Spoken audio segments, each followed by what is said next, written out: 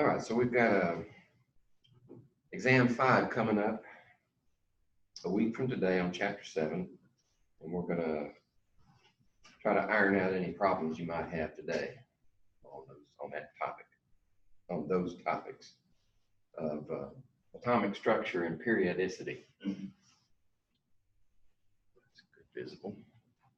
A little bit of glare, but it's not too bad.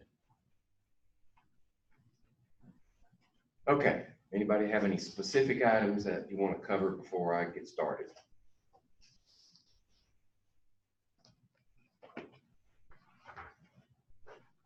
Yes. Number 30. Okay.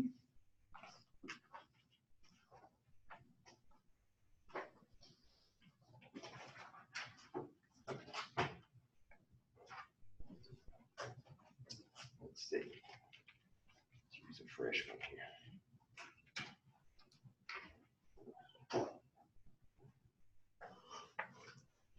Try that again.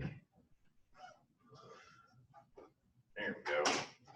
All right, the question is, actually it's complete the sentence, the number of orbitals having a given value of L. So L, just as a reminder, what are our quantum numbers? We have N first, right? Then we have L, then we have M sub L and M sub S, okay? So in this case, the number of orbitals having a given value of L, a given value of L. So we could go from N goes like that, and then for each level of L, you have the possibility of the same number of L orbitals as the N number. So we could have, let's say for 3, we could have 0, 1, and 2. Okay? I'm trying to use real numbers to start with, and then we'll go to the formula and make sense of it. So for this 3, we could have that many, but for M sub L, each one of these could be minus through to plus that value. So this one could be only 0. This one could be minus 1, 0, and plus 1. This one could be minus 2, minus 1, 0, plus 1, and plus 2. Okay? So those are the number of orbitals. M sub S is just the spin of the electron. It's not another orbital. Right? So we actually stop here counting orbitals. All right. So if we have 3 as our N, and let me go back to the question again. The number of orbitals having a given value of L. So a given value of L would be any one of these. So if L is, say, equal to 2, then it applies to these, right? Okay. And L is equal to, in this case, well, let's see, 1, 2, 3, 4, 5. So what does 5 mean relative to, well, if you start with L, right, we're just, we're down to this point, and it doesn't matter where that came from. It could have come from 4, it could have come from 5.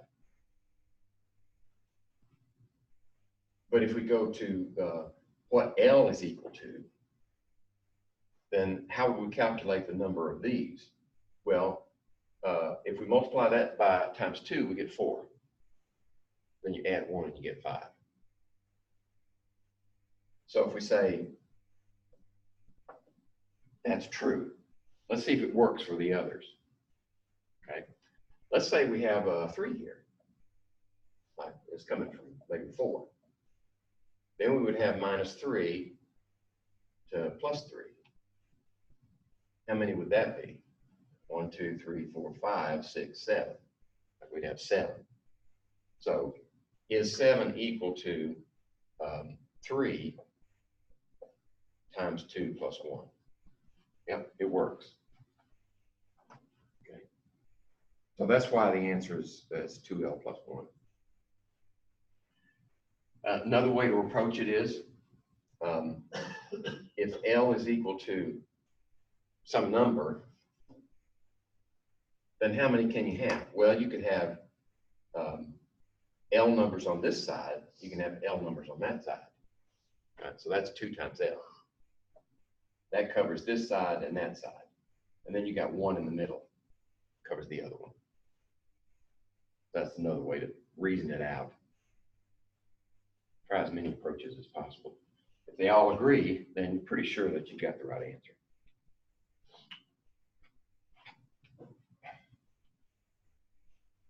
Anybody else?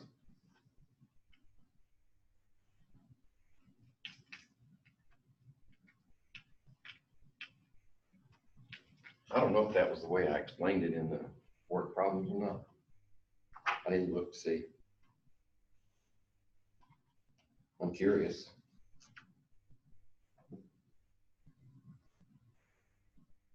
I didn't even explain it. No wonder you ask a question. By definition, that's kind of a cop-out, really. I like this way better.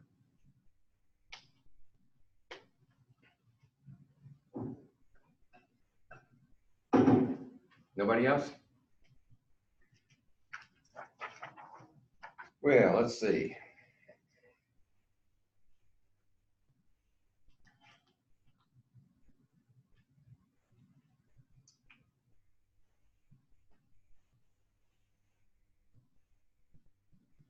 Let's start simple.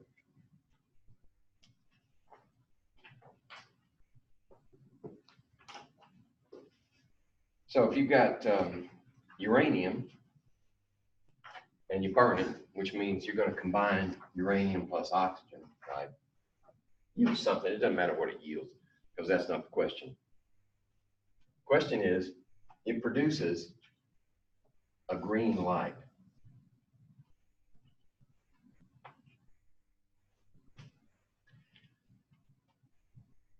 So we want to know, where does that occur in the spectrum? You have a visible in here, and then you have everybody else. And if we look at wavelength, and let's see, let's make wavelength get bigger this way. Wavelength increases there. So what would happen to the frequency? Just out of curiosity. Right. So frequency or nu, either one. The frequency would decrease on this scale. Okay, so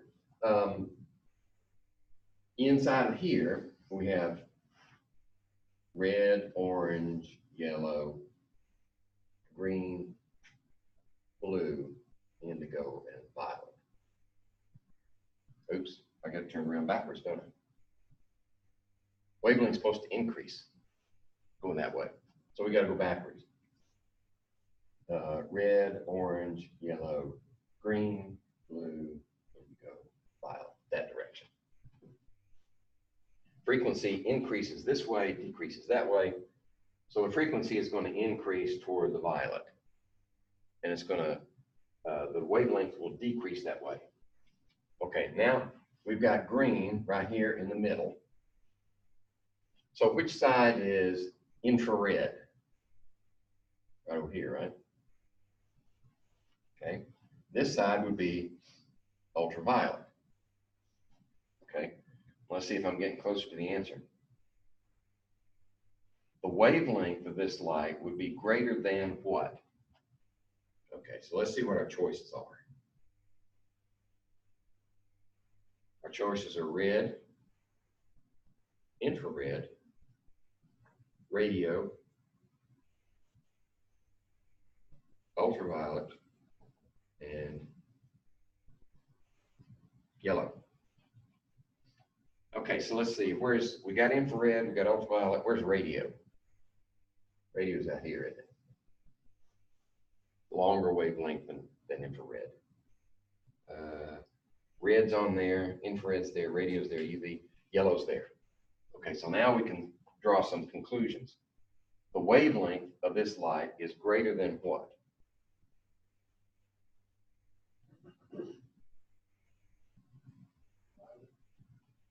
The wavelength is greater than, right, it's greater than this one. The wavelength is less than this one, right? It's over here. It's less than this one, it's over here. It's less than this one, over here. And it's even less than yellow. Right? So ultraviolet's the only answer possible there. It helps to draw pictures sometimes. A lot of the time.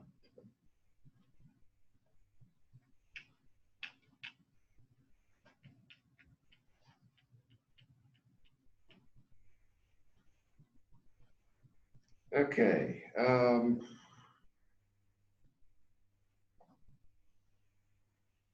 Let's see. Let's flog this horse one more time. Which of the following frequencies corresponds to light with the longest wavelength? So if our frequencies are actually, we can just deal with the powers of 10 because they're all different. So this one's 10 to the 13th, 10 to the 5th, 10 to the 20th, 10 to the 12th, and 10 to the 9th. Reciprocal seconds. What's that also equal to? 1/s. Right? And hertz. Okay, so let's go back to the question. Which of the following frequencies of light has the longest wavelength? The longest wavelength should be the shortest frequency, right? So let's see. That was 9, 5. There we go. So that should have the longest wavelength.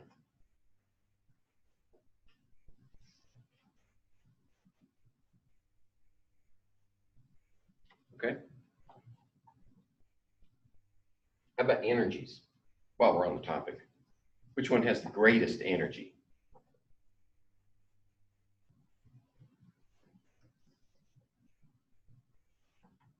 The one with the highest frequency. Right? And how do we equate that to energy?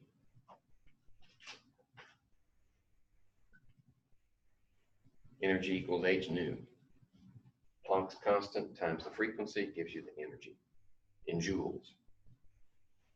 And as long as the frequency is in reciprocal seconds or hertz, then multiplying by Planck's constant will give you energy in joules.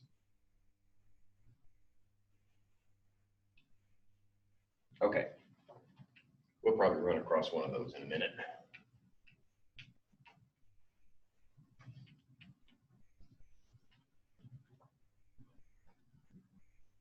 Okay.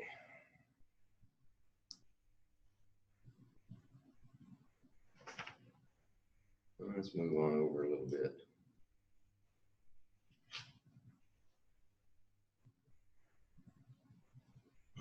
About 7.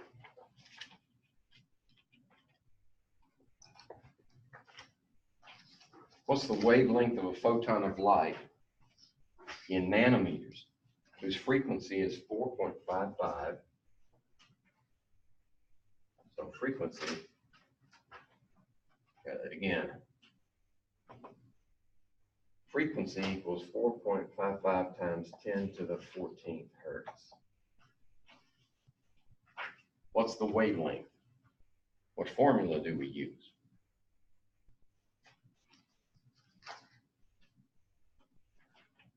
Well, it's probably in your useful information, right? if you haven't done enough of these problems already to drill it into your brain. Let's see if I can find it. There it is.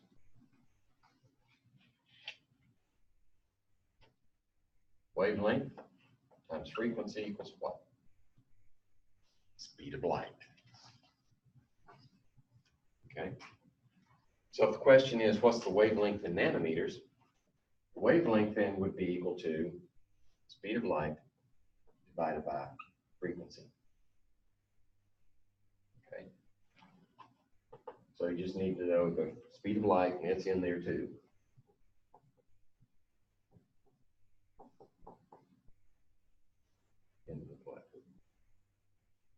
In the 8 meters. Yeah. Meters per second divided by frequency.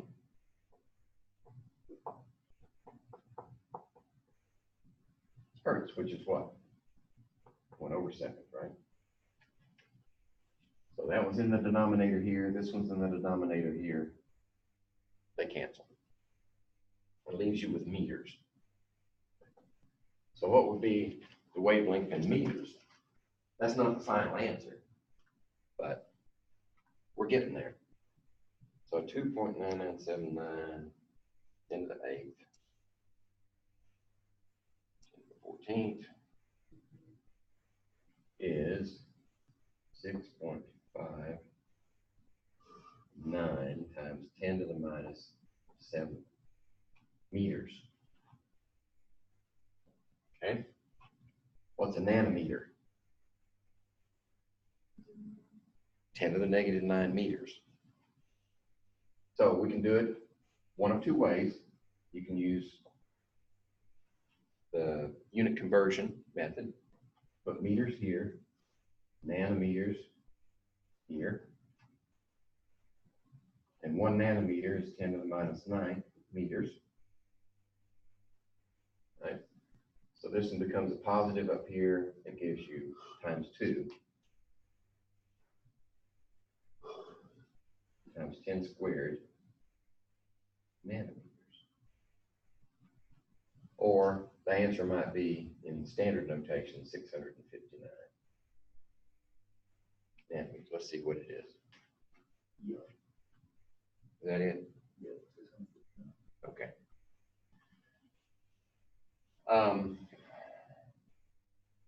This is probably the surefire way to get the right answer.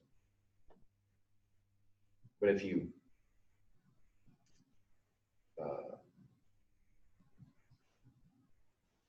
no, that's the best way. I better leave that one alone. You're not going to make a mistake if you use that method.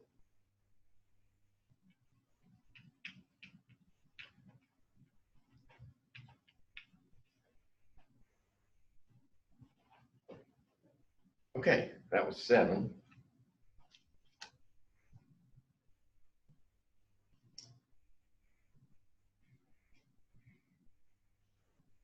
Okay, 10.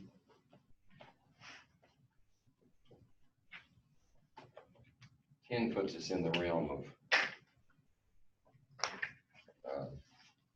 energy of a photon. So what's the energy of a photon of blue light with a wavelength of 453 nanometers? So how do we calculate energy? Well, we need a formula, right? So energy would be Planck's constant times frequency. But we don't have frequency, right? So you have two choices. Convert that to frequency first, then plug it into the formula. Or use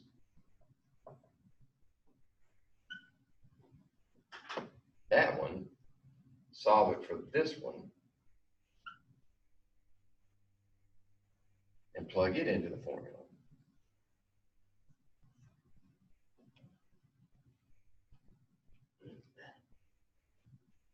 Okay, either way. But remember, this has to be in meters. So how many meters would that be? Well, here's where you can do it without using the unit conversion technique. Nano is 10 to the minus 9th, isn't it? So we just take 10 to the minus 9th, put it out here, leave the meters behind.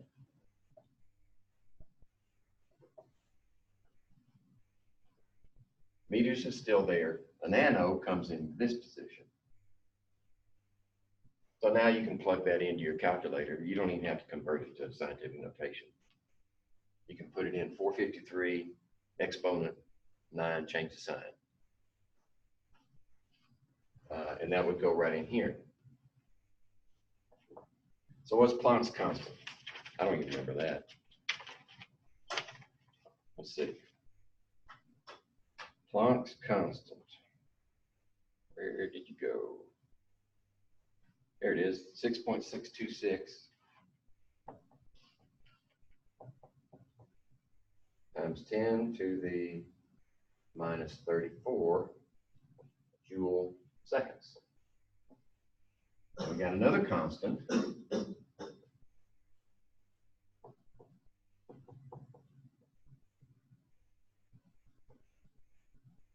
And then we have our wavelength.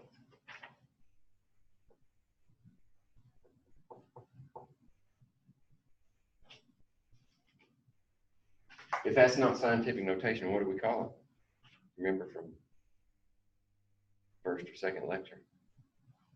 It's exponential notation, but it's not scientific, right? Because that's a whole lot bigger than 1. Oh, it's bigger than 10, actually. Okay, so our calculator should handle that fairly easily.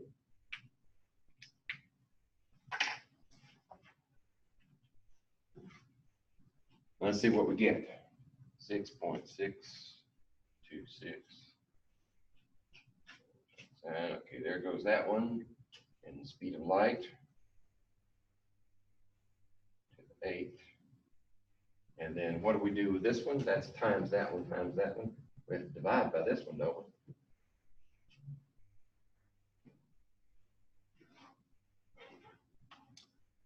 we? And I get rounded off to 3 significant figures.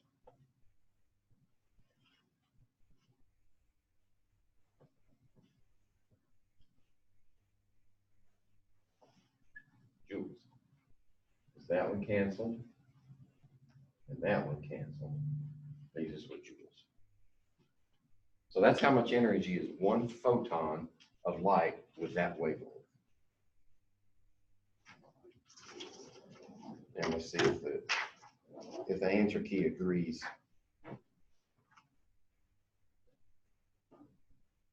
.439, yep.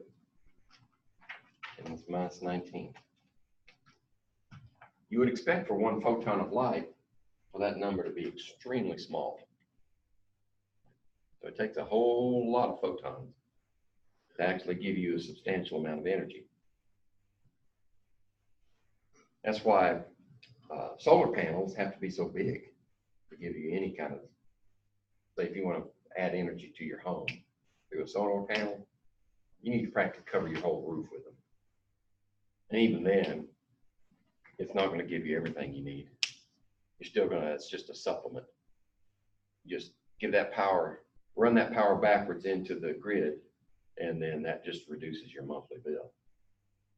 But it's going to be really hard to live your life off the grid with solar energy alone. This is just one reason, because each photon has such a little amount of energy. The other reason is the sun doesn't shine all day long. Now, you might want to put a mix together. Right? Maybe have a wind turbine out there, solar panels on your roof. Actually, some of those solar panels, instead of being photovoltaic, they just might want to be simple heating panels. Right? You can run water through them, heat the water, take it down to some storage system and hold the heat in. And then, especially in the winter, that would be valuable. You'd have to have an energy storage system for electricity, like your whole basement covered in in car batteries, because that's what it would take. Some people do that, you know. If you've got, in West Virginia, this is a good possibility. If you live near a source of running water, just dam it up, run that water through a turbine. I've seen a couple of videos on YouTube of people who have done that. And with a combination of energy sources, you might be able to live off the grid that way. Of course, if something goes wrong, it's all on you. Well, that's enough of that. Let's see what else we can come up with. Stop me at any time if something pops into your head.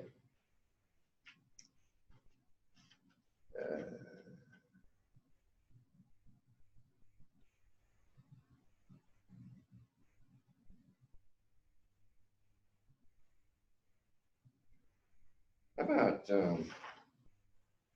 let's see, I think it goes through 15, 12 through 15.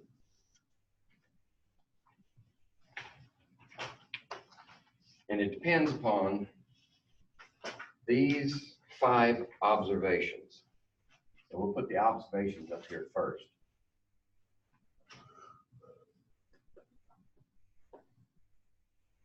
The emission spectrum of hydrogen. Okay. Next observation. Photoelectric effect. While we're going through these, let's characterize them. What's so special about the emission spectrum of hydrogen?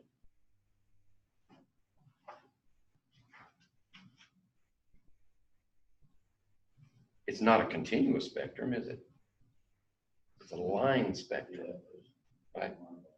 And there are 4 in the visible region, right? Okay. How about the photoelectric effect? What is that?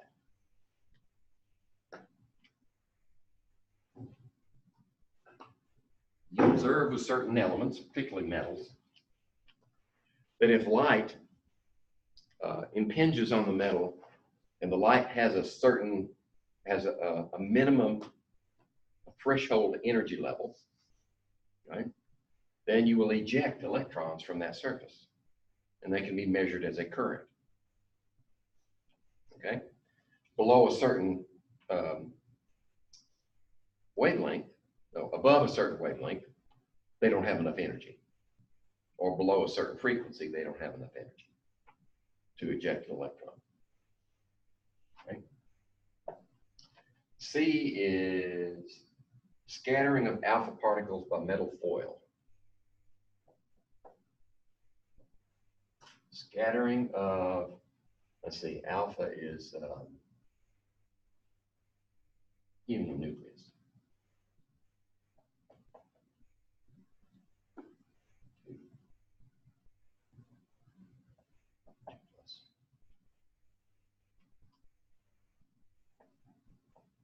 Here we go. That's an alpha particle.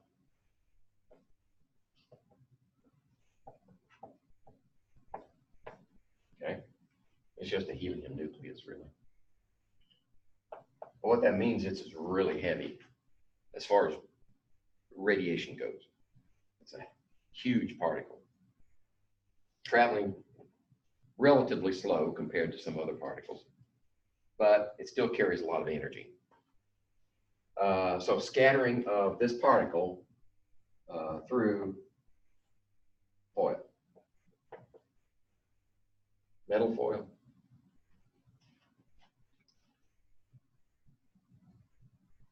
So where did that come from? Who used that first? Ernst Rutherford. Struck gold foil with alpha particles, and what did he observe? Most of them went straight through, right? But occasionally there was one that goes like that, like that. Some of them went back the other direction. Okay. Keep that in mind when we answer the questions. And D, diffraction. Diffraction. So what is diffraction? And we're talking about light. What things can happen to light when it strikes matter? Well, reflection is one, right? It can just completely bounce back. Well, right, yeah. That's true. Not what I'm looking for, but it's true, right? It can impart some of its energy to the object and heat it up. Right? Refraction.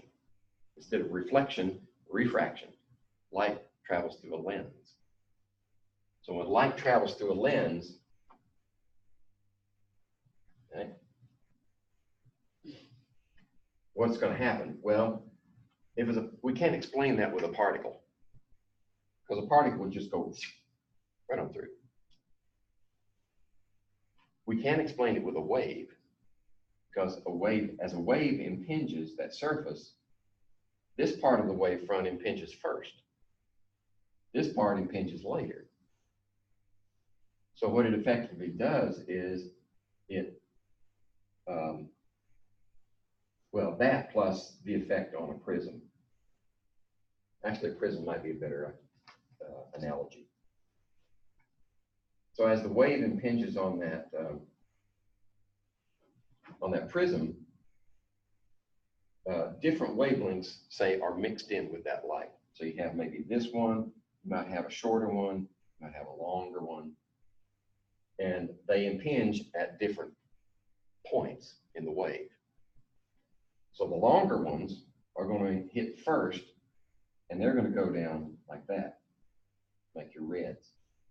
And the blue ones are going to be bent most, and the reds are going to be bent least.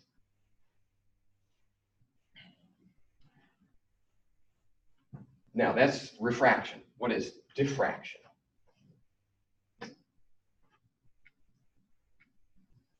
Well, in order to have diffraction, the best example of that is if you have a wave that's approaching this solid barrier. And as it strikes the barrier acts as a point source for another wave. So it's going to, when it reaches this edge, it's going to come off of that edge like this. Now we use that in, well, actually, diffraction gratings, right? They behave like lenses. They spread light out into its various colors, like a lens does, but they do it differently. They do it by wave interference. So what we have is, say for instance, a slit. So when the light strikes that slit, that opening becomes the source of another wave. That's diffraction. Okay? And then the last one is cathode ray.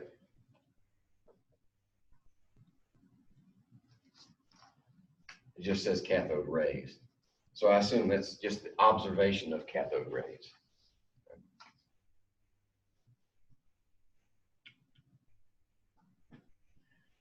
Okay, those are our possibilities. Now let's go to the questions. 12. Which one of these explains electrons have a wave property?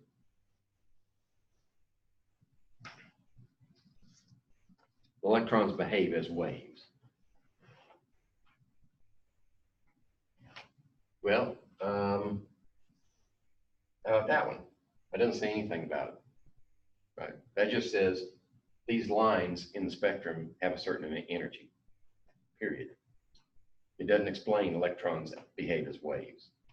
Photoelectric effect, they have to behave as particles in order to do that.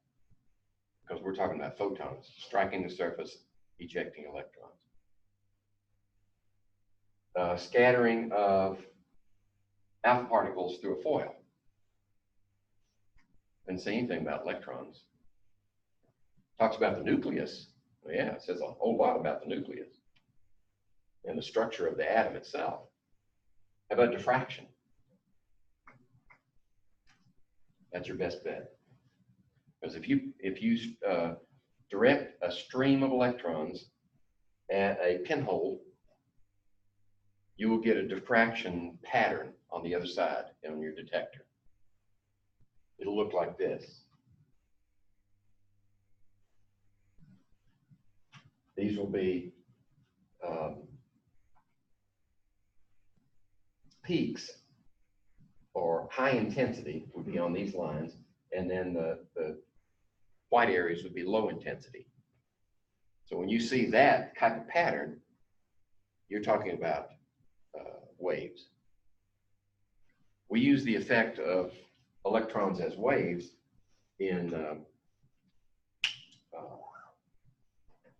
teasing out the structure of molecules. We call it X-ray diffraction. Actually, I should say it's not electrons, it's X-rays. But it's a similar effect. We could do it with electrons. It's just that X-rays are cheaper. And electrons would be probably at the wrong wavelength to give us the information we want. So we use X-rays. And we pass them through crystals, and they produce diffraction patterns. Not perfect like that. They're really complicated. And it takes a trained specialist to deduce from those patterns what the structure of the molecule is. That's why it took several years for Watson and Crick, well, actually, it was their female specialist who did it for them, determined the structure of the DNA molecule based on X-ray diffractions.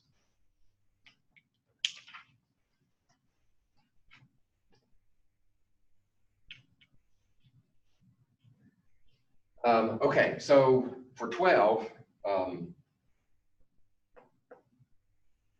D answers that question. Cathode rays are electrons, but it doesn't say anything about their wave properties. It just identifies the cathode ray as a stream of electrons. That's it. It says nothing about the wave properties. How about 13? Electromagnetic radiation has wave characteristics.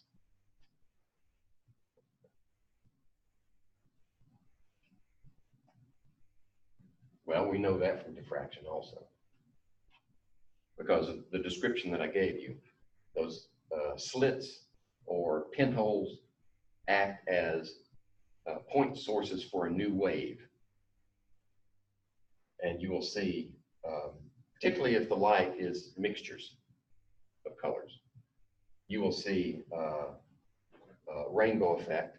Or if you have paired slits like this, and this one will serve as a source of waves, and that one will serve as a source of waves. And eventually, they meet out here. And where they both have peaks, you get a reinforcement. And where one peak meets another valley, you'll have destructive interference. So in that case, you'll get light and dark bands over here on your detector. Okay, that's diffraction, and that explains number 13's electromagnetic radiation has wave characteristics. Electrons in atoms, this is 14. Electrons in atoms have quantized energies. Which one explains quantized energies of electrons?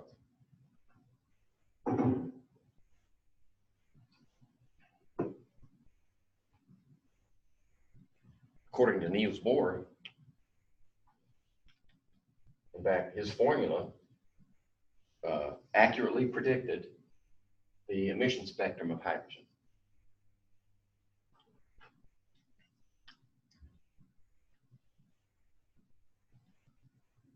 So that line spectrum is due to the quantized energy of electrons as they move from one orbital to another around an atom.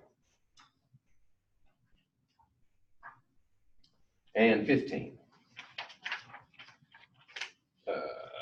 Let's see.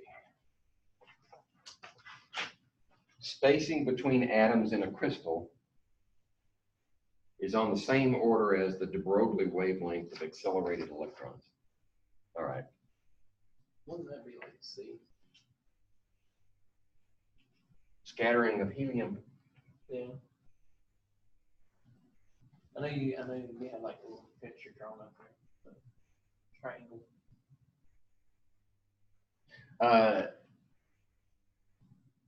Yeah, but I wasn't using alpha particles. Oh. You're talking about the prism? Yeah.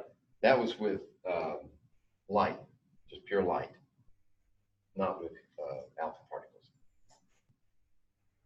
This elucidates the structure of the atom and solves the problem of, is it a plum pudding model or is it a nuclear atom?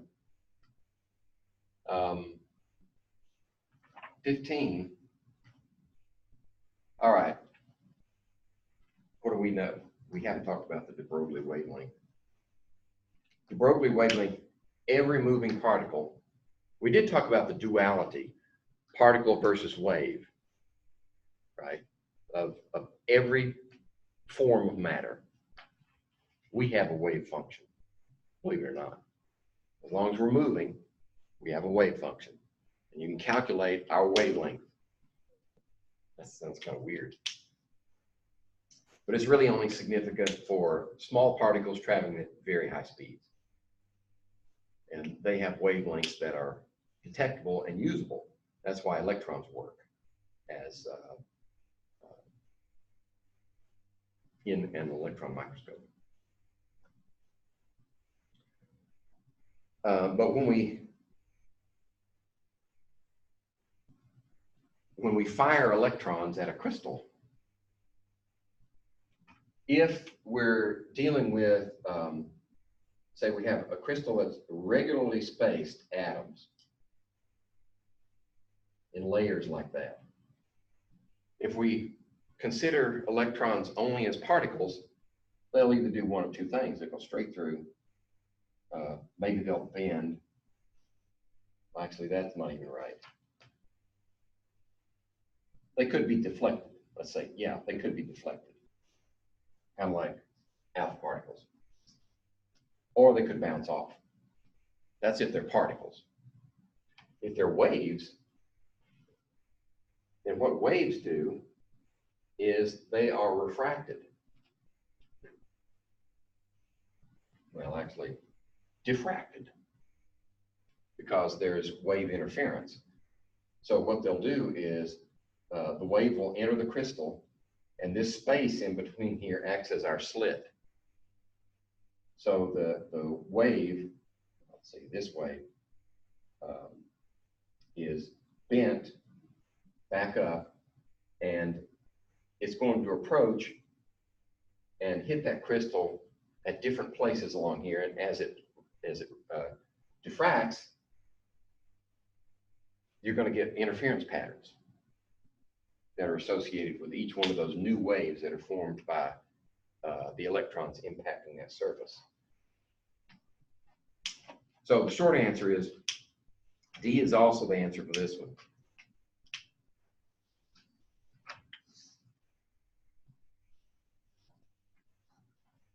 So why are all those others up there? Well, probably just to see if you really know what's going on. Blue smoke. But these are the kind of questions that give students a lot of trouble. How they give instructors trouble too. Trying to explain it.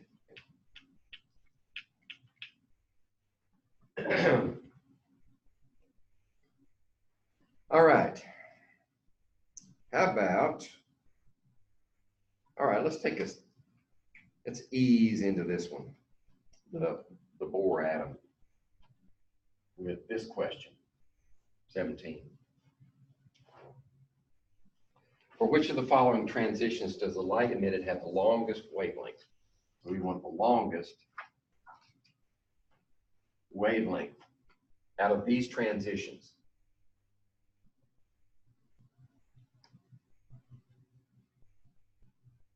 We go from, okay, this is going to be the principal quantum number. If the transition of the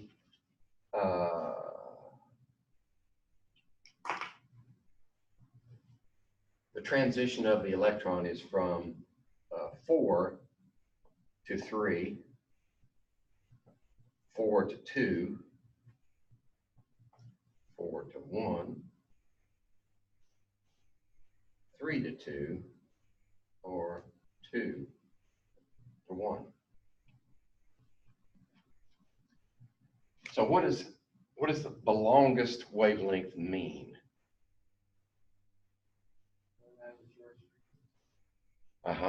That 2. What does it mean in terms when we're moving from one level to the other? Well, what's going to happen? Well, if we're going from a higher number to a, wait a minute, 2.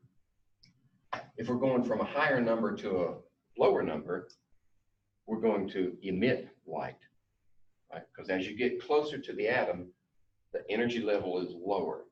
So go from high level to a low energy level, you have to give up the energy. So it's going to come off as light, right? And the lower the energy, the longer the wavelength.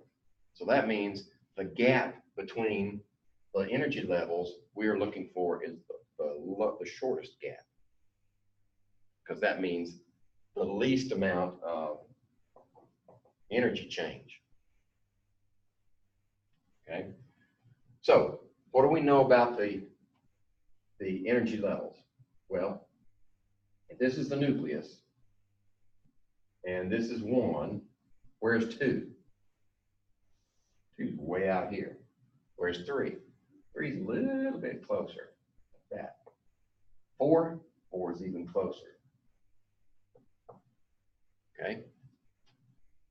So by drawing that picture, I hope I've shown that the energy transition between these two will be the least amount of energy given up. If we go from 4 to 1, that would be the most energy given up. It would be the shortest wavelength. So if we go from 2 to 1 or from 4 to 1, we're going to have large amounts of energy given up, right? So it can't be those two. How about 3 to 2? Well, it is less energy than the other two. But how about 4 to 2? Well, 3 to 2 and 4 to 2 is going to be more energy than 3 to 2, so it can't be it. So now we're down to 3 to 2 and 4 to 3. 3 to 2 is this gap right here. And 4 to 3 is this gap. So that's the least amount of energy, is this one. And thus the longest wavelength. Okay?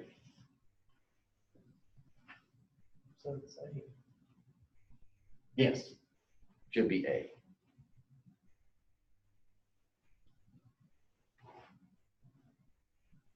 So you really have to know 2 things, actually 3.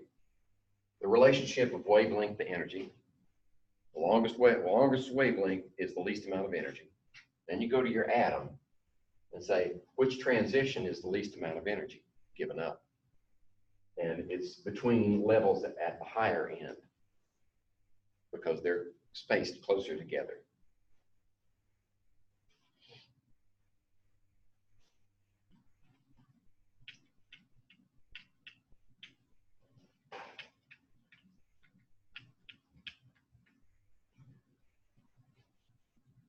Okay.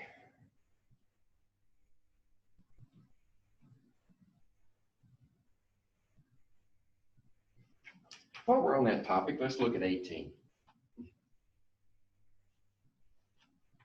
Okay, when a hydrogen atom, electron, excuse me, when a hydrogen electron transitions from n equals 3 to 1, which of the following statements is true?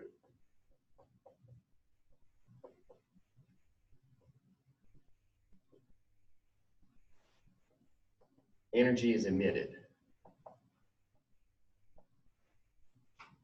Is that true? You're going from a higher level to a lower level, right? So energy has to be given up. Right? So 1 is true. How about this one? Energy is absorbed. Can't both be true, right? They're mutually exclusive. You either emit or you absorb. So that one can't be true. The electron loses energy. Loses energy. That's true. It loses energy and gives it up as light. It loses energy because it's going from a higher energy level to a lower energy level. So that one's true. How about 4? Electron gains energy. Well, there's another case. Mutually exclusive. Can't both be true. And then the last one, electron cannot make this transition. Electron can't. Who says? Nobody in authority has told me that electron can't make that transition. There's nothing restricting it from making that transition. That's just dumb. So, Roman numeral 2 and 3 will answer 18, which is what? 2 and 3. Energy is, no, I'm sorry, 1 and 3, excuse me. 1 and 3. That's B. Yeah.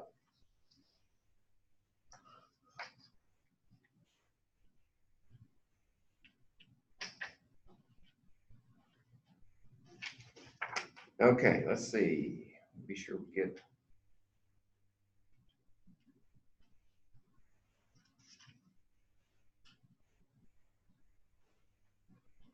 Well,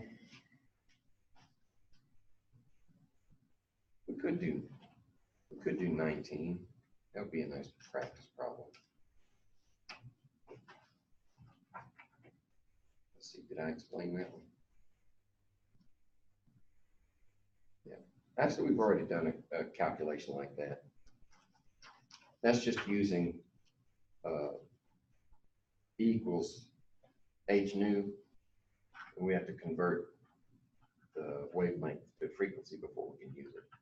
So that one's, we've done one of those already.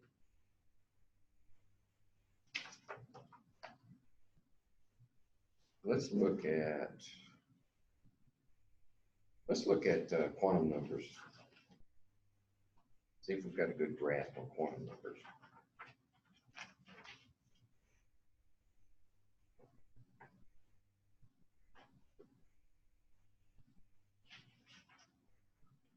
What about 25? 25. How many f orbitals have an n equals 3? N equals 3. So remember the letters that go along with our L's, right? Right. So we can have possible under 3, we could have a 0, a 1, and a 2, right? So that's S, P, D. Are there any F's there? No F's. So that's A or 0 is the answer to 25. Trick question, sorry. Couldn't help myself. How about this one? How many f orbitals have n equals 6? Okay, now we're talking. N equals 6, so L equals 0, 1, 2, 3, 4, and 5, actually. But this one is S, P, D. There's F, okay? There's F. So we can use our formula, right? How many orbitals will be at this level? So that's 2 times 6 plus 1, right? No, 2 times 3. 2 times 3 plus 1 is 7, right? And that's B. Okay. How about, should we continue 27? They're going pretty quick. Do 27. If n equals 2, how many orbitals are possible? N equals 2. Now we're asking, what's the total number of orbitals possible for n equal 2? Well, L can be 0 or 1, and then 0 can only be one possible orbital, right? M sub L, it can only be 0. And 1 can be 2 times 1 plus 1, which is 3 plus 1 is 4, right? So at n equals 2, you can have a total of 4 possible orbitals. 28, let's see what it has to say. A given set of p orbitals consists of so many orbitals. So what is characteristic of p? Well, p is L equals 1, right? So how many m sub L's can we have of that one? -1, 0, plus 1. You can only have 3. Oh, so that's C.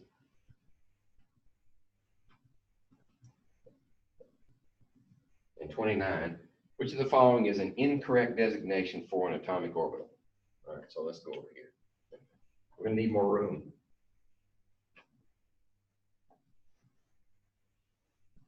All right, so A is 1s, B is 3d,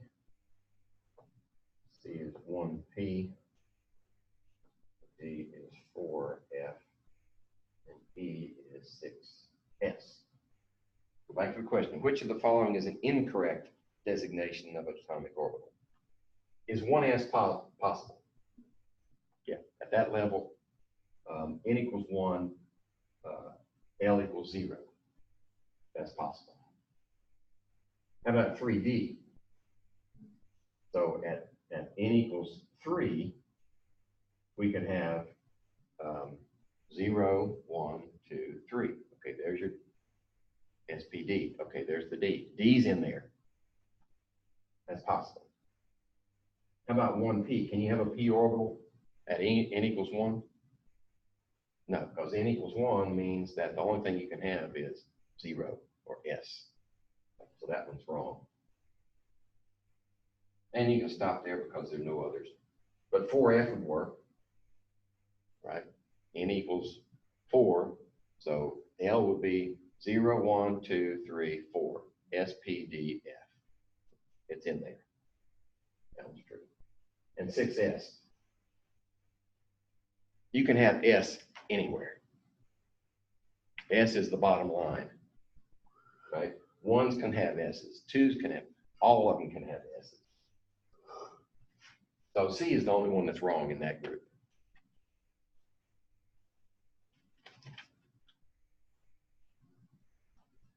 We did 30 already.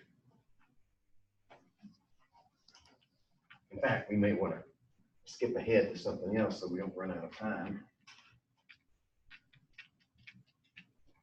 I'd like to give you a little extra time in lab today because you've got to do 2 different types of titrations in multiple times.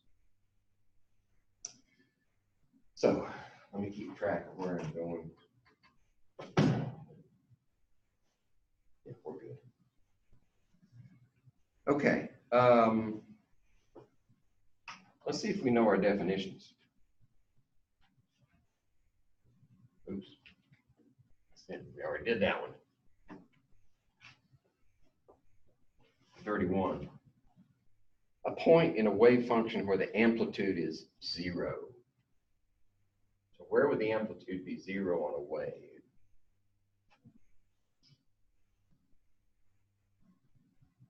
Like that.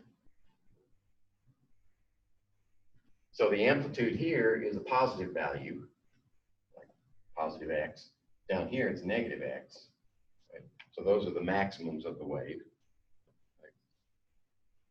So what do we call the point where it's 0?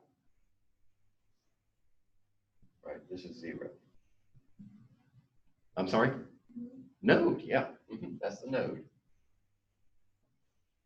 Right there. While we're at it, what are these points here?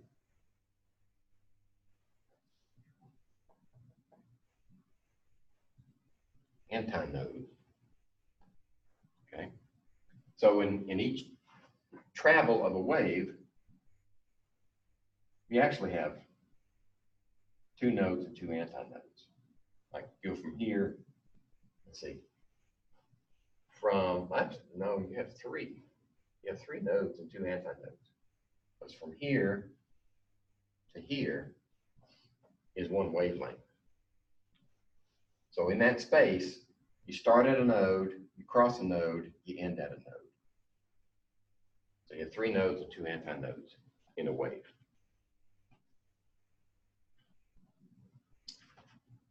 Let's see.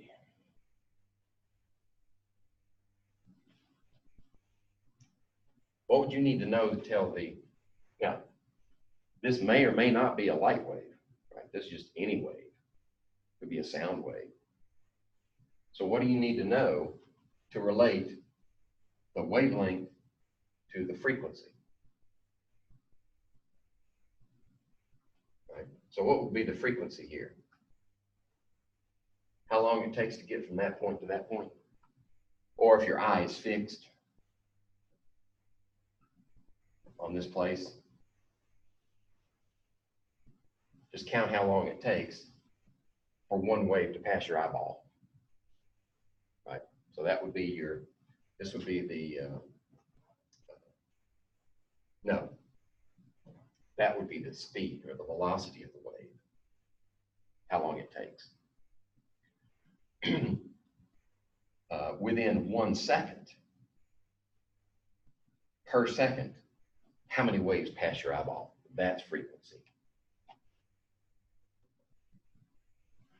So you know the wavelength and the frequency of the light, they're always related to the velocity of the wave.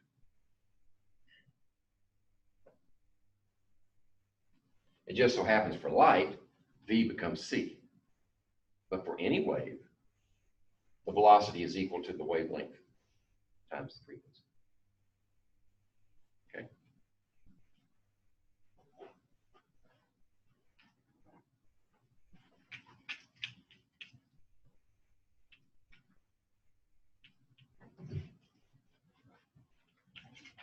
Okay.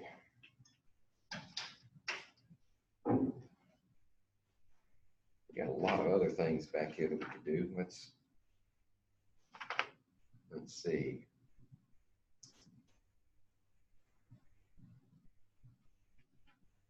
How about the electronic configuration of atoms and ions? Okay.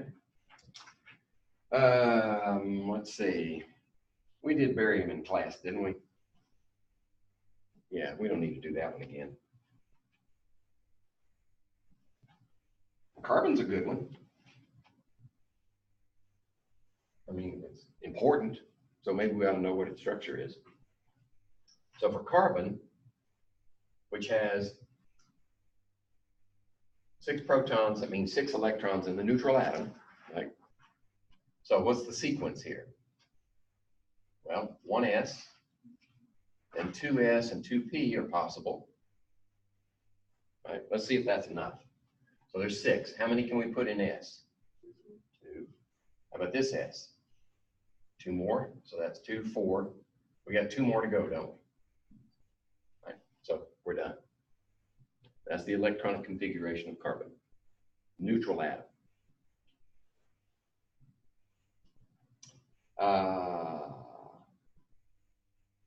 Okay. Let's just do this one to say we can do it. 10. That's 44. So 10 has how many? 50. This is going to take some time. Okay, what's the configuration of 10? All right. So we need to know the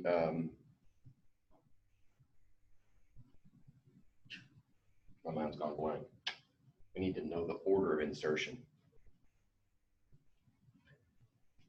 So we have 1s, 2s, 2p, 3s, 3p. Do we go to 3d? 1, 2, 3. No, we go to 4s.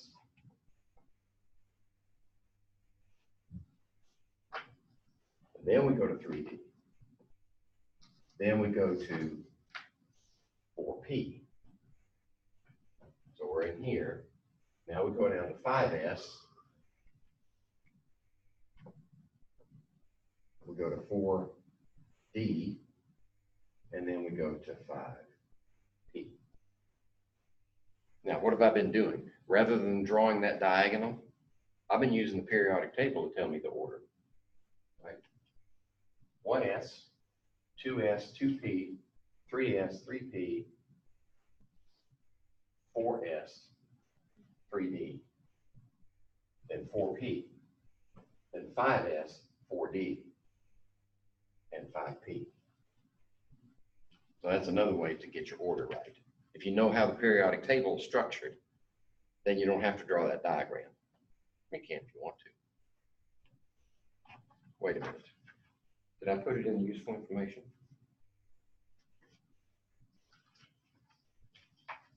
No.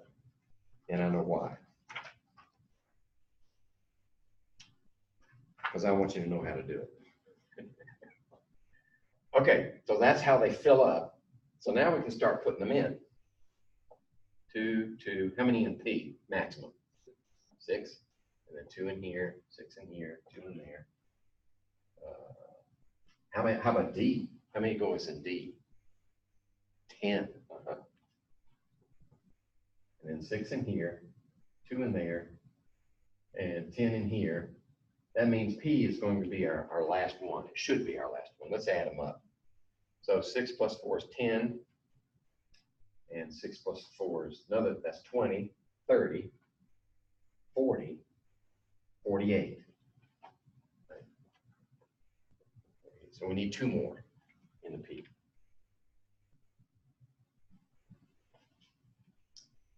So let's see, that should be D. Now, how would we do this shorthand? Find your 10, then go backwards till you get to krypton. Krypton's 36.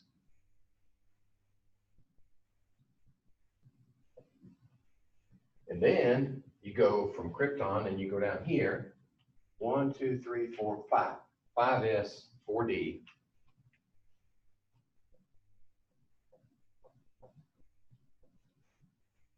And then 5p.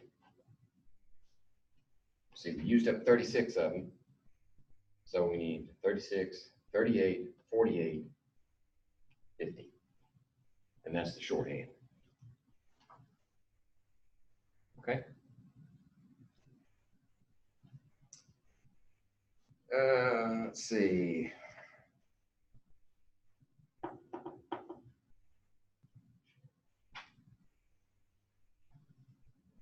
How about, Aufbau.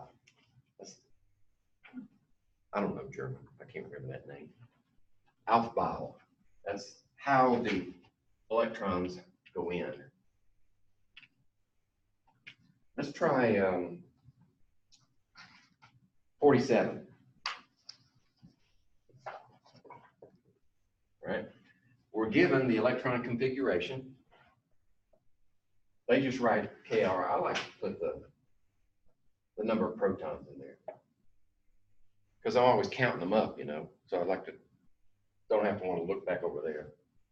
And then 5s2 4d 10 5d2. Oh, that's the one we just did. But the question is this a non-metal transition element, a metal, lanthanide, or an actinide? Well, let's see. A is a non-metal. B is a transition. C is a metal.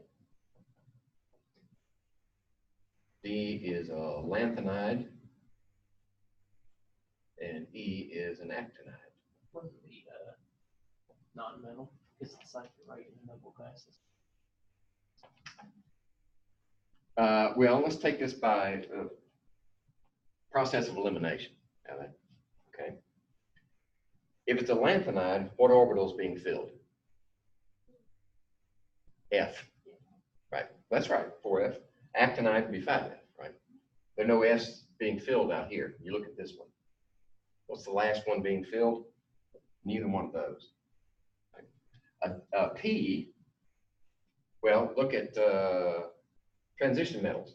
What orbitals are being filled in transitions? D's, right? That D's already filled and we're working on something else. So it's not a transition metal. Now the question is non-metal or metal. And in that case, a non-metal is always filling a p orbital. But sometimes metals are filling p orbitals. So now we have to look at where is it 5p. 1, 2, 3, 4, 5. And it's filling, it's only got 2 electrons in the 5. So if this is the start of the p's, 1, 2, that makes it a metal. Okay. Right here. Now if if it had 3 in the p's, that would put it here, right? And then we would look for either a metal or a metalloid. If there's no metalloid as the choice, then you take metal. Same thing if we had 4, put it here. If we had 5, it's definitely a non-metal. Okay?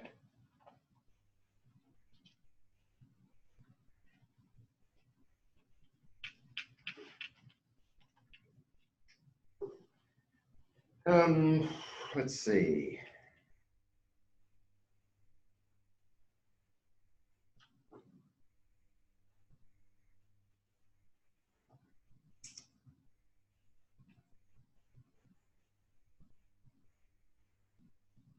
Okay, here's a good one.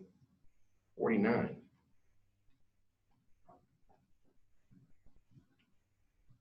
All alkaline earths.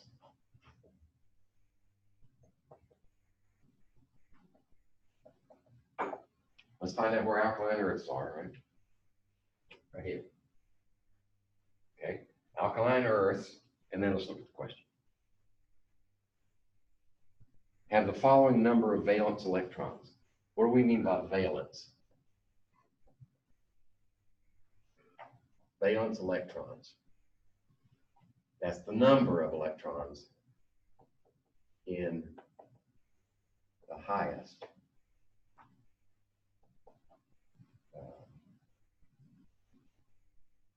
n. The highest principal quantum number. So what's the highest principal quantum number here? Well, it's always an s orbital, right? So the number of valence electrons that it can have are only 2. Right? Whether it's 1, 2, whether it's 2, 3, 4, 5, 6, or 7, they're always only 2 valence electrons.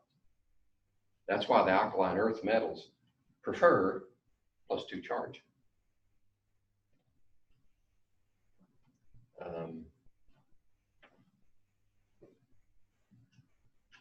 So that's why it's D. 2 valence electrons. What if we were, say, oh, I don't know, Here, how many valence electrons there? 7? 1, 2, 3, 4, 5, 6, 7. Or, you know, all of your noble gases have 8. That's a filled outer shell. So work backwards. 8 minus 1 is 7.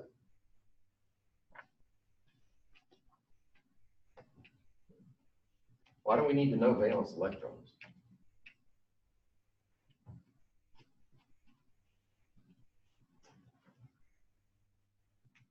Because the number of valence electrons influences the way that element reacts with other elements.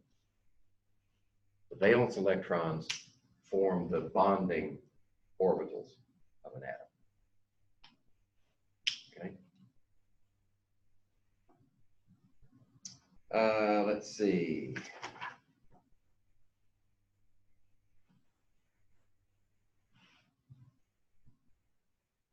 Oh, how about this one?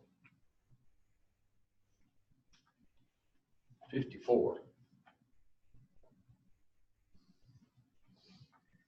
Which represents the ground state of the N- ion. First of all, we need to define what's ground state. What does ground state mean? I mean,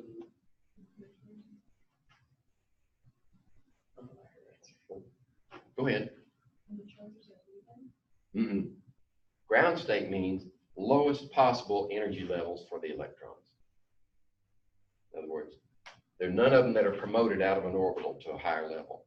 They're all as close as they can be to the atom. And that basically is filling up your, following the Aufbau principle, filling up your electron orbitals, lowest to highest. And that ground state atom is, that electronic configuration is the ground state for that atom. Now, what do we do with ions for ground state? Well, let's look at nitrogen. Nitrogen is 7 protons. How many electrons? 8, because we added 1, right? Right. So we're gonna start with 7 electrons, but we added 1. So we got to find a place for it. Ground state, lowest possible energy. Right. 2, 4, and the neutral atom would be what? 3 more here. Right, so that'd be 3, 4, 5, 6, 7. But we want to add 1 more, and it's going to go where? Right there. Right, because P can hold 6. But to answer the question, they want to know which of the P orbitals it goes into. Right, so we can have 3 P's, right? -1, 0, +1. And if we fill it up using Hund's rule, we put in this one, and that one first before we go unpaired first. Now we have to force a pair with that extra electron. So let's see, 2s2, looks like E's the answer to that one. Is it? Yeah, E's the best answer to that for 54. Okay, these guys are easy because there's only one possible. No big deal there. Figuring out where that extra one goes is the thing.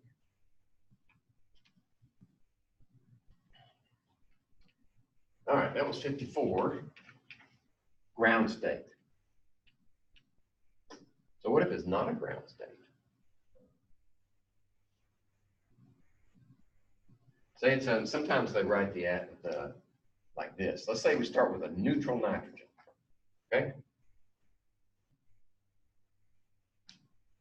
And they're going to promote an electron. That's what they do. They put an asterisk out there. Promote an electron. That doesn't tell you where it goes. It just tells you that it's definitely promoted. So if we do 1s2, 2s2, 2p3 as our starting point, where is it going to go? All these p orbitals are at the same energy level.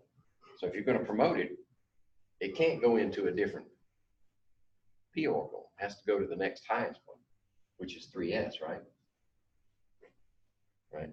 So that one would have to go, at minimum, it would have to go there, promoted to the next highest energy level.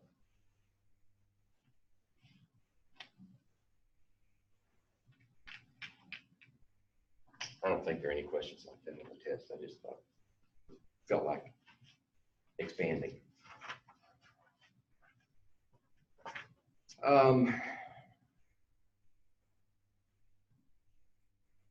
Let's see.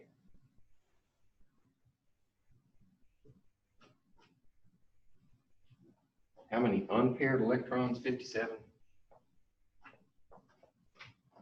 Unpaired electrons are there in the ground state sulfur. Sulfur is 16. All right, so it's 1s2, 2s2, 2p6, 3s2, 3p what? That's 10, 12. I need 4 out here.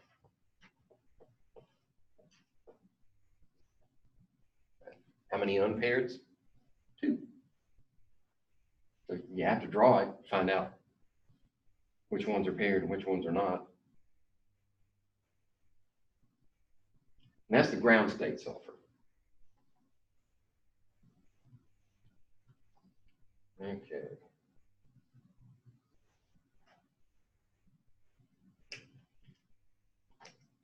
Let's see.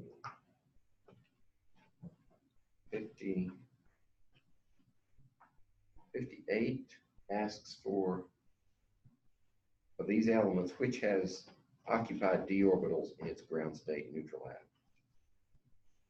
Where's barium? Here.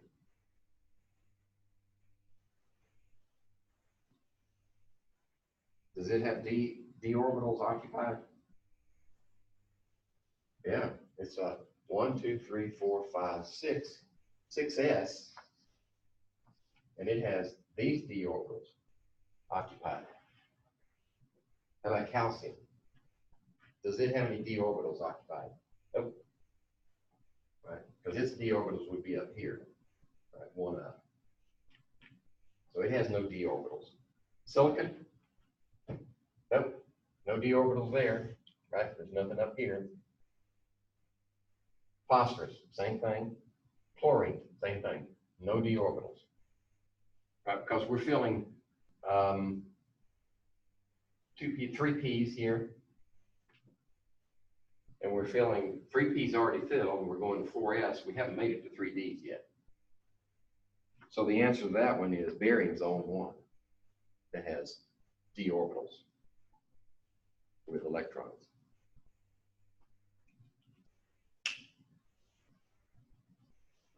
Let's see. Let's see if there are any. Oh, okay. So if we take maybe 30 more minutes, then that'll give us an extra 30 in the lab.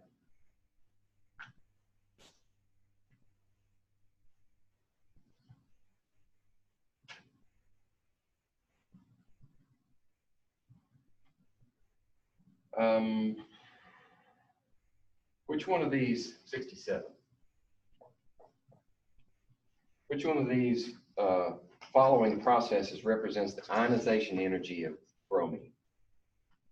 So how do we define the ionization energy of an atom?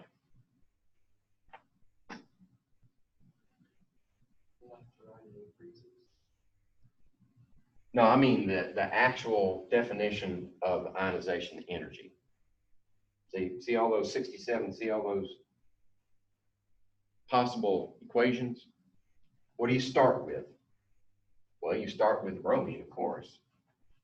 But do you start with the dibromine? Because bromine is diatomic at room temperature. It's also a liquid. So is that where we start? Yeah, we start. To get the ionization energy? Oh, you may physically, right, in the lab, you would start with a liquid. Yeah. But when do you start measuring the energy? That's the question. You don't start from the liquid because it takes energy to break the liquid apart. You don't start with the diatomic because that also takes energy to break the bond apart from the two bromines.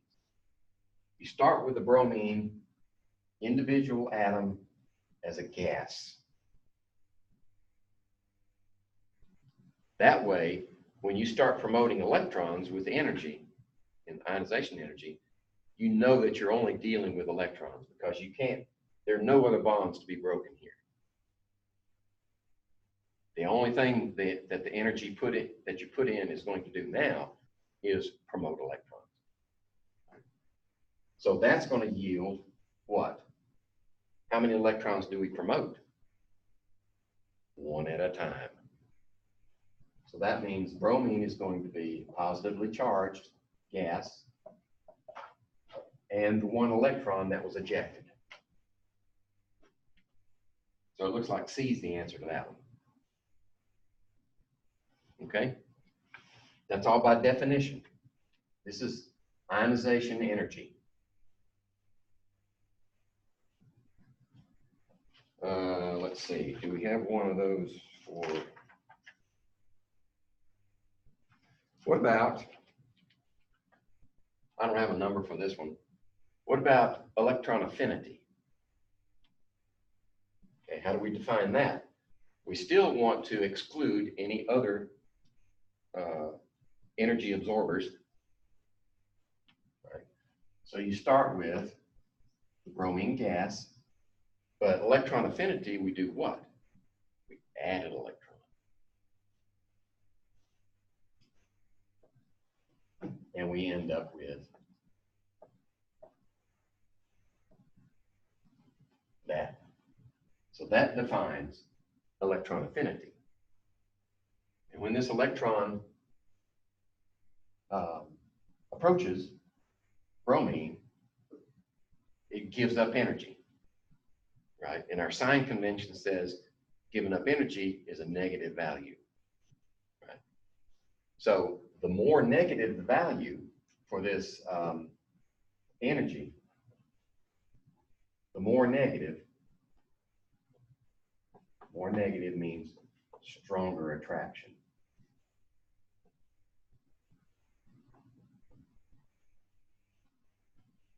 And bromine's pretty strong attractor for electrons. Chlorine's stronger than that, fluorine's stronger than that. Right? But the more negative you get, the stronger the attraction. And this is electron affinity. Okay?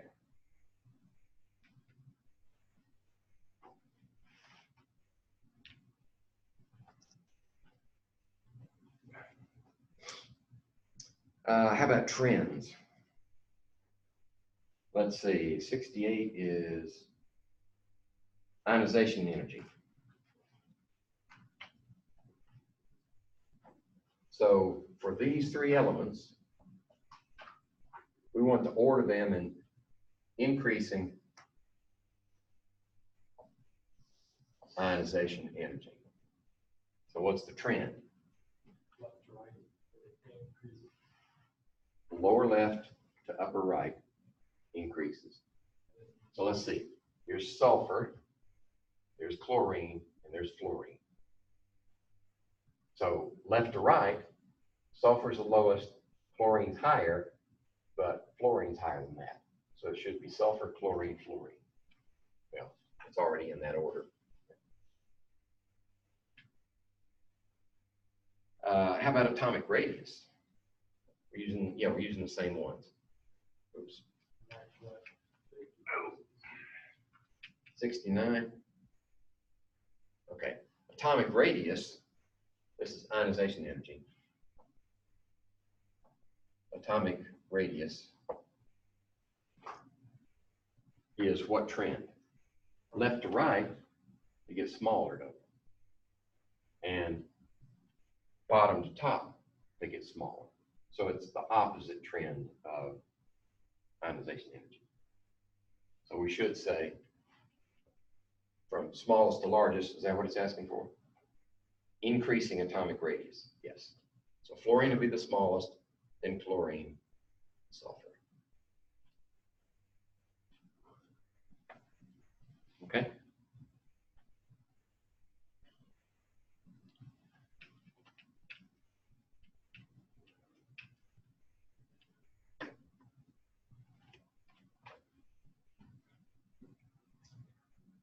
Do you remember where we get discrepancies in our ionization energies? Right, the ionization energy goes up from lower left to upper right, but if you go across, it should be increasing ionization energy, but at certain points along here, instead of going up, it goes down, and then it starts going back up again. Right? Like from beryllium to boron, we would expect to increase, but it decreases. And from going from nitrogen to oxygen, we would expect it to go up, but it goes down.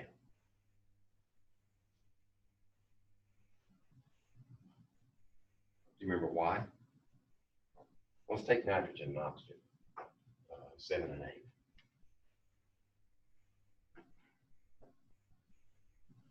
Draw their structures. 2p equal 3. Okay, oxygen would be just one more.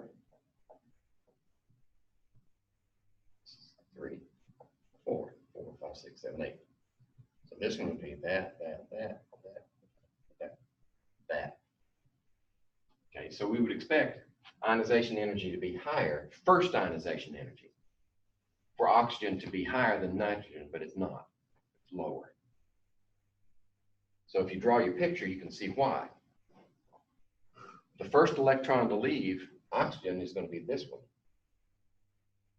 And it's already being repelled by that one, which gives it a little extra push. It takes less energy to get this one off. To take this one off, it's got nothing holding it back. Well, it's happy in that orbital by itself. It's not being repelled. So the difference is this one versus that one. Is why the trend reverses for nitrogen to oxygen. How about beryllium to boron?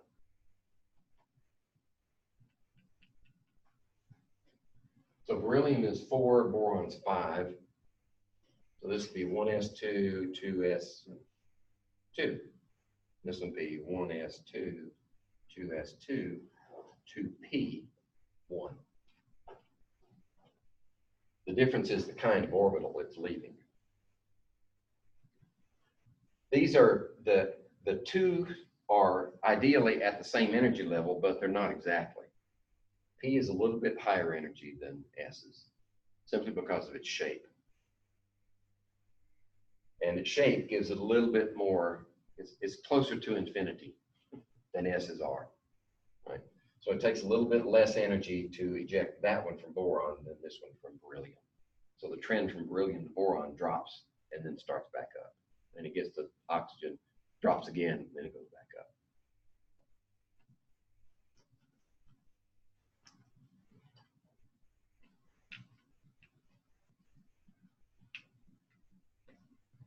I got a funny word for when orbitals have the same energy level, or electrons in those orbitals have the same energy.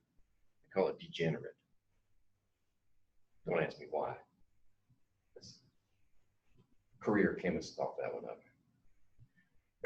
So if all the electrons are at the same order and the orbitals are at the same energy, that's called they're degenerate orbits. I guess, no, I'm not going to speculate. It's just trying to read the mind of a chemist is kind of risky. Let's see if I've missed anything.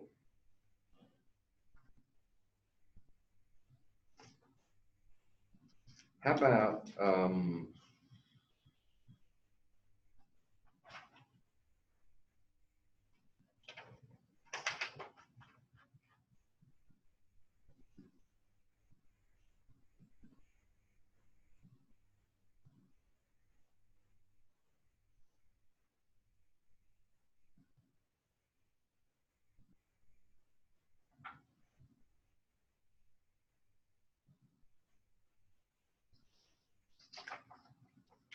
Let's put names to our quantum numbers first.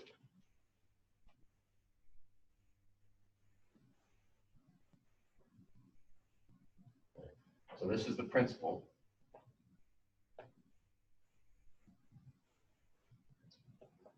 Quantum number. And it refers to what? The overall energy level. Okay. L is the magnetic. This is the magnetic quantum number.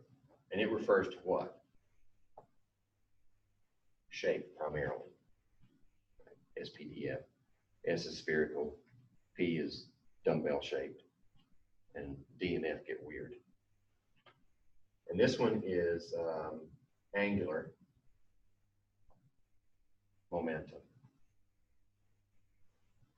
quantum number, and it refers primarily to orientation.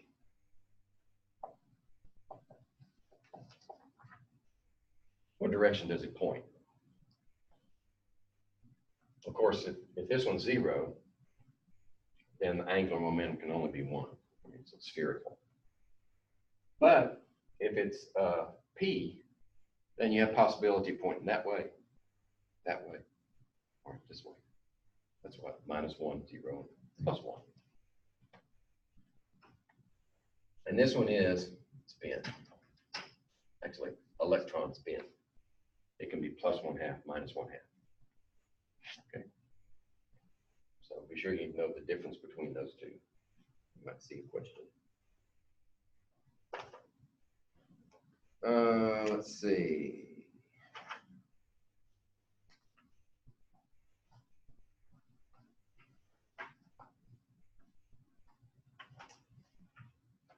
We haven't used that transition formula yet. I was looking for that. That'd be easier to find it in the work problems. Remember the one I was talking about?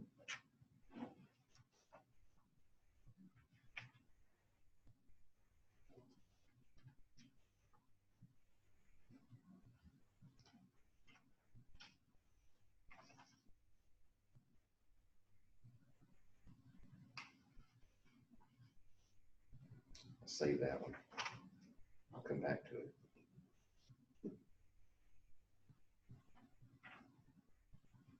'92.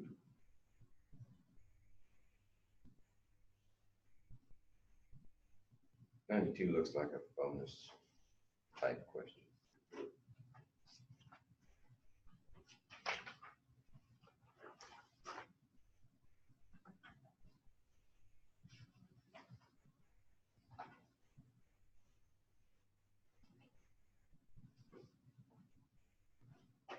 '116. See how that one fits into the grand scheme of things.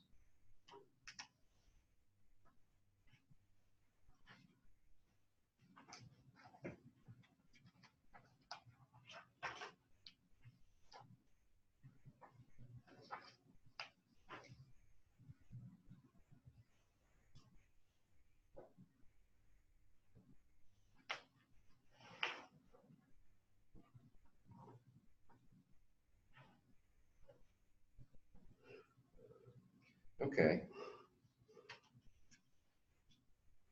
Actually, 116 should be able to answer that one without actually doing calculations. If we use a test-taking technique and multiple choice. Let's see if I'm onto something or just whistling Dixie. The first 3 levels of the hydrogen atom are shown with their energies. All right. So the first 3 levels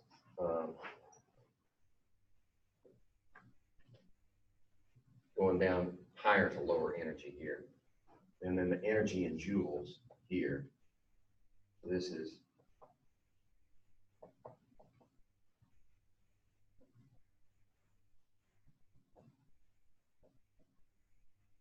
this one is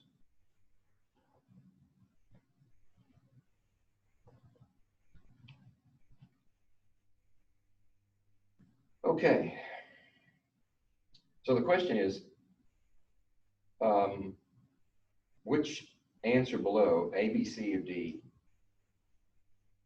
contains all the possible photons that could be generated by transition among the three levels?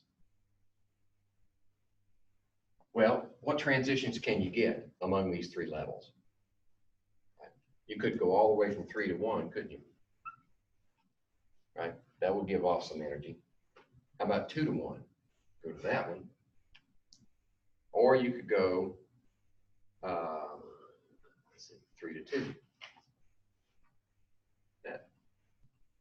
So those are the only possibilities for those transitions, right? So you need 3 values, right? Each one of these has a different value for energy being released. A is only 1. B and C are only 2. D is the only one that has 3, right? So you can save your time and use test-taking technique. Does not compute. Oh, there's the fly in the ointment. Right. So I guess that's why I put E in there. So you actually do have to do the calculations to see if D is valid. So that means we've got to actually do the calculations. So let's see, from 3 to 2, this one. 3 to 2 is what's the energy at the 3 level, right? Wait a minute, that's not right. 3 to 2. I think I got them out. Oh, I get them out of order.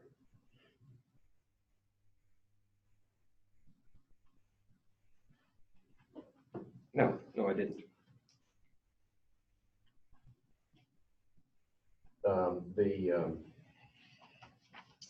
Shoot.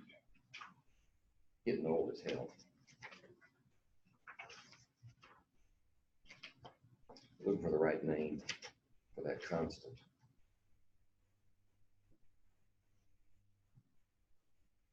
Where is it?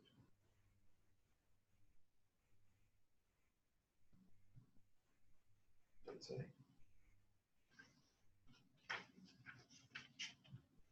What are we doing? We're doing this one equals minus 2.178 times 10 to the minus 18. And then we have 1 over n destination final squared minus 1 over initial. So if you plug these numbers in, all right, we're going from 3 to 2. So 3 is the initial one, and 2 is the final one. So there's a 3 here and a 2 there. Multiply times that, and you get a value for this energy transition. Okay? Do the same thing for each one. And it's important that you get these in the right order. Right? What's the initial? What's the final? Initials, in this case, is going to be the higher number. The final is going to be the smaller number. And you get 3 values and check them to see if they match up with those others.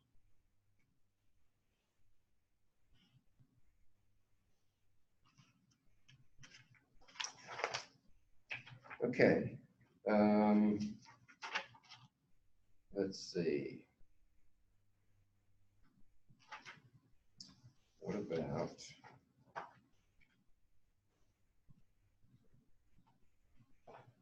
which one is this one?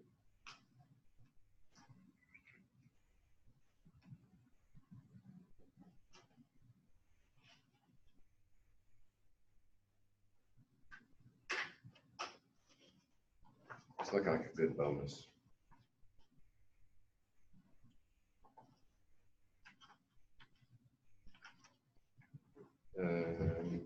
What's the one with the exoplanet?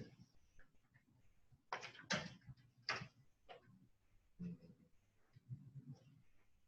thought there was one in here with the exoplanet.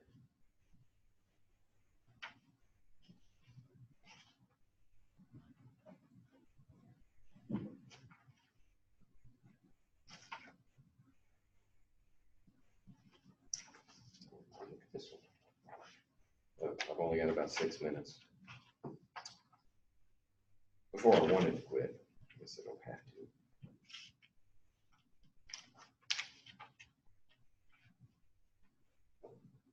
$108. $108. This is a good bonus type question.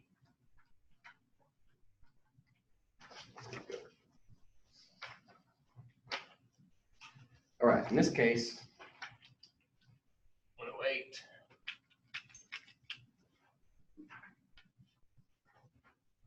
Oops, I don't want to erase that yet.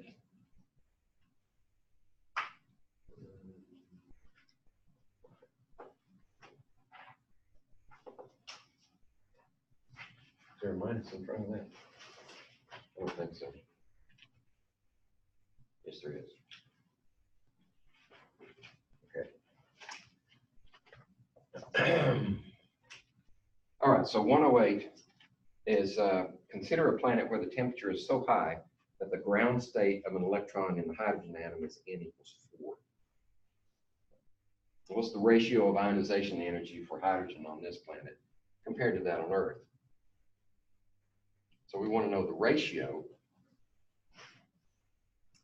The ratio of the ionization energy on compared to that of Earth. Ionization energy of the exoplanet ratio to the ionization energy of Earth. Let's see. What's the symbol for Earth? You ever seen it before? That's Earth. You know, like those other symbols, like for Venus, like that. Venus looking glass, that's what that's for. Mars is like this, right? Okay, and that's for Earth. I don't know if you'll ever see those again, but you don't have to plead ignorance then. Okay, so if the ground state for the hydrogen atom on the exoplanet is N equals 4. Okay. What's the ground state for Earth? N equals 1. So what we need to do is find out what amount of energy is required to kick this electron off and what amount of energy to get that one off in ratio.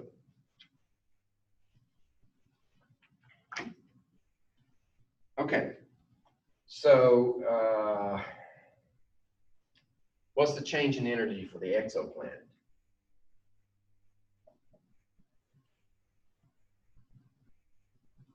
Well, you're going from,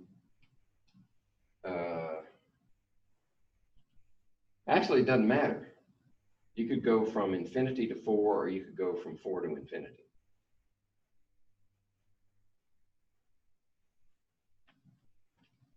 Because we're going to ratio them, so the sign doesn't matter. The sign's going to disappear. So if we're going from 4 to infinity,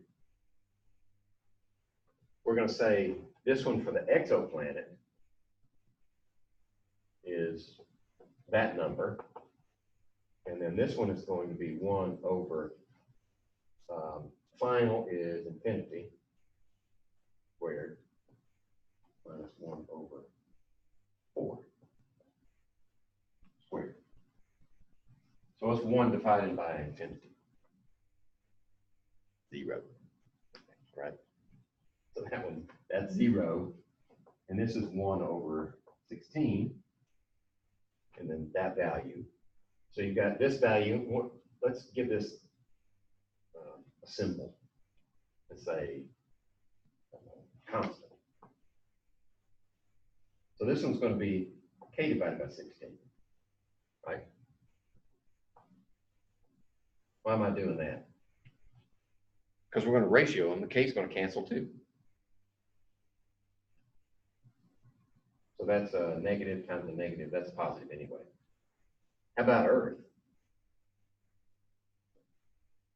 What's it going to be?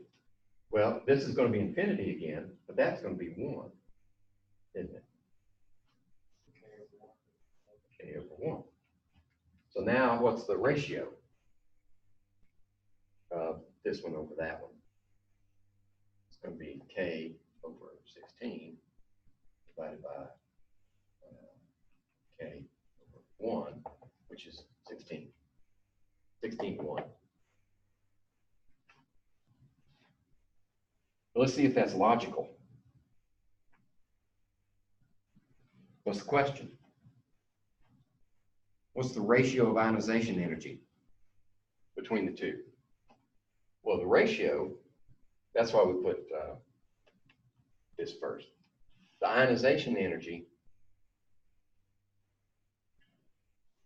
the ratio of the two, you would expect the ionization energy on the exoplanet to be less, right? Because it's already promoted to level 4, right? So this is actually backwards.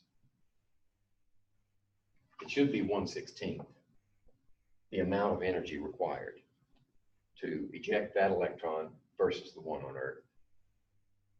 I got my math turned around. So let me see. Yeah, that's a possible.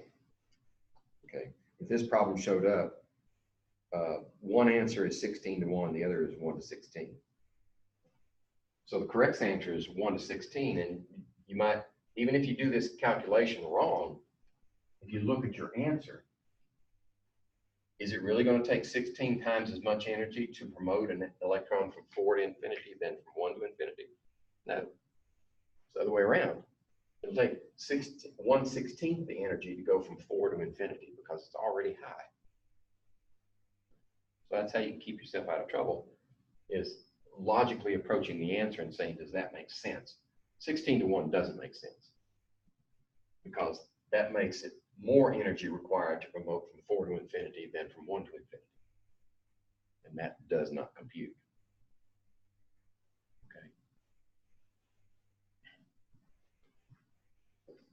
Well, like I said,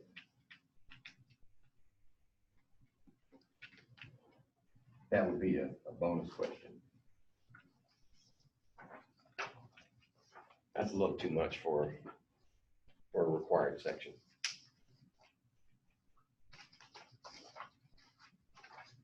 Well, have we covered most everything? I think we have. That could give you a problem. Now we can go into Latin. What do we got? 1, 2, 3, 4, 5, 6. Got enough for 2 groups? Seems reasonable, huh? I think 6 would be too many around. It wouldn't give you enough experience. Okay, so I assume everybody's ready to go in and do determination of molecular weight of an acid.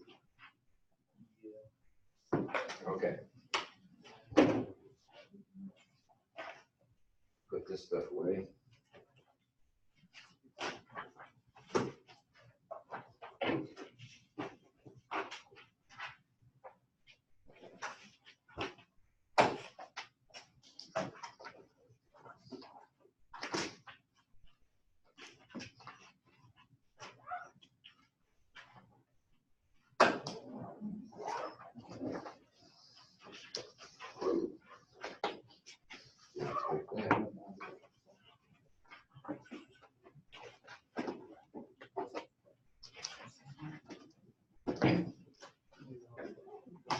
I'll give you a little preliminary once we get in there.